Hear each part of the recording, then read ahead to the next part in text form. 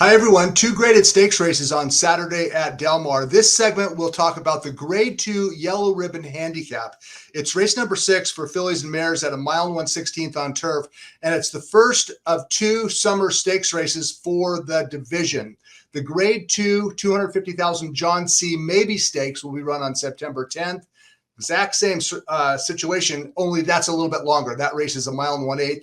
The Yellow Ribbon is a mile and 1/16th. And let's go ahead and take a look at the field of 7 fillies and mares. Favoritism is going to be number 2, Going Global. She is a tiger in this context, and she also loves the Del Mar racecourse. We'll talk about her in just a minute.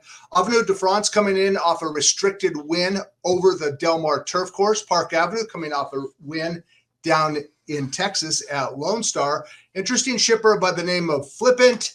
You have Rocking Redhead to keep Park Avenue honest up on the front end. It's a relatively competitive field once you get past the favorite. And the favorite, in my opinion, is going to be very tough to beat. She's Going Global, trained by Phil D'Amato. Umberto Rispoli will be aboard. And Going Global last year emerged as the top 3-year-old grass filly in California. She won the Del Mar Oaks last summer. And in her first start against Older in the Grade 2 Goldakova last November at Del Mar, there was a question, was she really good enough to take on older fillies and mares? I'm talking about Going Global. Last fall in the Grade 2 Goldakova Stakes, let's take a look at the stretch run and you be the judge. This was a good field of older fillies and mares. Going Global sat in the pocket right off the speed, angled out 3 wide, and from here, it's take care of business. And Going Global did just that. When she fires, she is very good. This is the career best performance by Going Global, and she's had a lot of highlights over her career, 8 for 14 in her career. But what happened last time? This is the Grade 1 Gamely, and there's Going Global in her perfect spot, ready to explode through the stretch, right? Well, not quite. She completely flattened out. She finished 3rd behind Ocean Road coming up on the outside. Going to Vegas would hold off Going Global and finish 2nd. And that was a very disappointing effort by Going Global when you only look at the stretch run. In my opinion, she had a valid excuse. She was never comfortable at any stage of the race. Go back and take a look at the entire race for Going Global. She was keen. She was unrelaxed. She was behind horses, inside horses, and she always was kind of keyed up. She never really shut it off. And when Flavien Prat finally asked her to run, she just kind of fizzled. It was a disappointing performance. I think she had an alibi.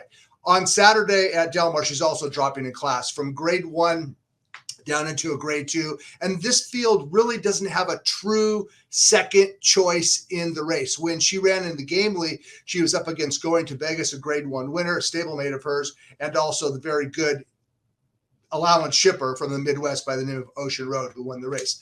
The point is this. Going Global is facing easier on Saturday. She's reunited with Umberto Rispoli, who rode her 2 starts back in the Royal Heroine. And I expect Going Global to return to form. Look, she's the 125-pound high weight, should be heavily favored. I'm not giving away any secrets here. I just think that she will be very tough to beat. She's not the type of vulnerable favorite that we talked about last week with regards to She Dares the Devil and the Clement Hirsch. Going Global is rock solid. The question is, how low of a price do you want to accept? And does she really have to win this race? I'm not sure that she has to. I think she probably will. Whether she has to or not is another consideration. As far as the fillies and mares that she's up against, well, there are 2 good ones. They're based in California, and they met last time out down in Texas it was the Ouija board stakes on turf at Lone Star on May 30th. It was the Ouija board. And let's go ahead and take a look at the stretch run of the Ouija board. And Park Avenue down on the inside, Avenue de France on the outside. And right here, it looks like Avenue de France is going to blow right past, right? Not quite. Park Avenue and Victor Espinoza had a little something left.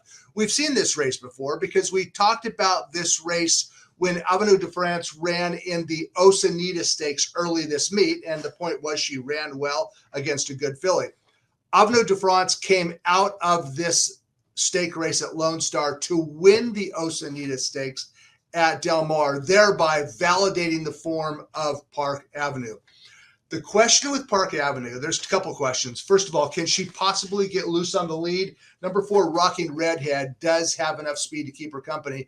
But I think the more pressing concern with regards to Park Avenue is, yes, she's 2 for 2 on grass, and those were the best races of her career. But she also was treated with Lasix in both of those races. And when you look through her form and look at her non-Lasix races, 2 starts back in the Santa Margarita, she finished a long way back without Lasix. 4 starts back, 5 starts back, double-digit losses. So the question is, can Park Avenue be as effective when she's not treated with Lasix? It's a graded stake race on Saturday. Park Avenue will not be treated with Lasix. If she can run without it, she has a chance to win with a pace-pressing, front-running trip. Even though her finishing 3/8 and quarter miles are really not that strong. Last time out, she came home in 24 3 down at Lone Star.